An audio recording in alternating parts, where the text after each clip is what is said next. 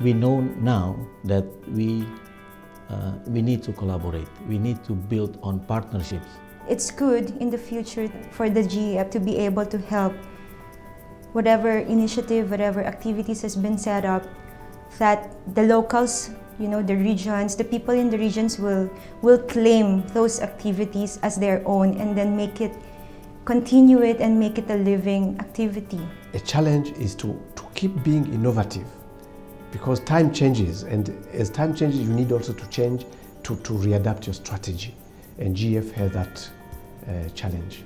It's not all the time a legal framework is the best one can sustain. Sometimes we need to be flexible, take even non-legally binding arrangements to let the country work together under within the limit of a political situation. Budgetary issues is very important, and it's important to attract the other funds and to harmonize activities with the other sources of budgeting.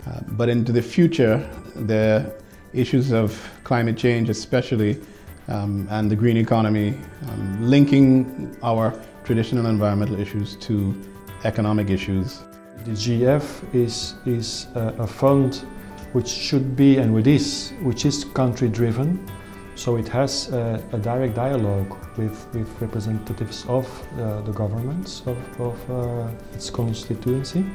The Pacific's one of the largest oceans in the world, and for us, we're small countries, and that's a challenge. And as long as GEF's there to recognise that some of us need more assistance than others, yes, we're not huge populations, but we do have a rather huge responsibility for a large body of water. I think what we need to do is we need to start seeing how we can actually address the human dimension in resource use more effectively. And one way of doing that, I believe, is to bring those people to the table. Bring the local fishermen to the table, bring the local timber or foresters to the table, and actually inform them of the issues and how to participate in policy dialogue. And I think we have for the GEF a strong challenge for the future to be the support for these global changes that we are looking ahead for the next generations.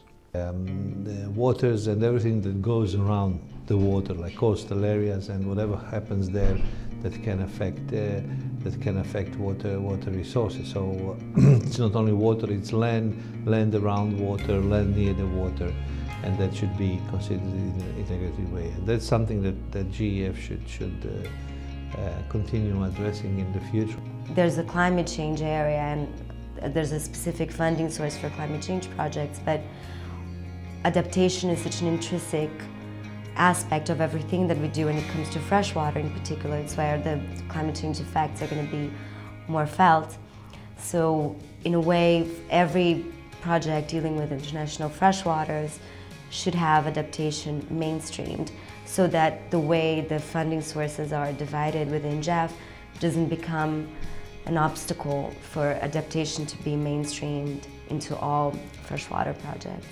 Into account ecosystem approach and help the countries to improve transboundary cooperation for sustainable solutions. We're really talking about trying to bring environmental impacts that last 15 or 20 years before we'll actually see the benefits. And maintaining the course over that period of time is really a challenge for GEF. And it's about working out what you do post-project in terms of sustaining these things in the communities that you're actually working in. That is the huge challenge. I think at some point, with all the rules that GEF impose on people and all the little hoops you have to jump through, you can make yourself less relevant, and I think that's something which we need a more streamlined, straightforward GEF that actually delivers value to people. I believe the challenge is to when will GEF stop? And that, I think, should be signaled at a certain stage in the sub-implementation, so the countries can take up the responsibilities, not only in terms of terms of sovereignty also, but also in terms of funding and human resources and that sort of thing.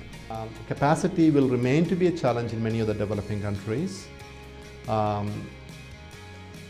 Converting the international conventions to national regulations and implementation, compliance, monitoring, enforcement, all these will continue to be a challenge. The imperative to involve the private sector and to come up with creative and thoughtful ways of sort of sharing information and ensuring that people don't repeat the mistakes of the past. Learning from the lessons of the past is going to be really important in the future. We've got a partnership that's absolutely, it's like a marriage partnership.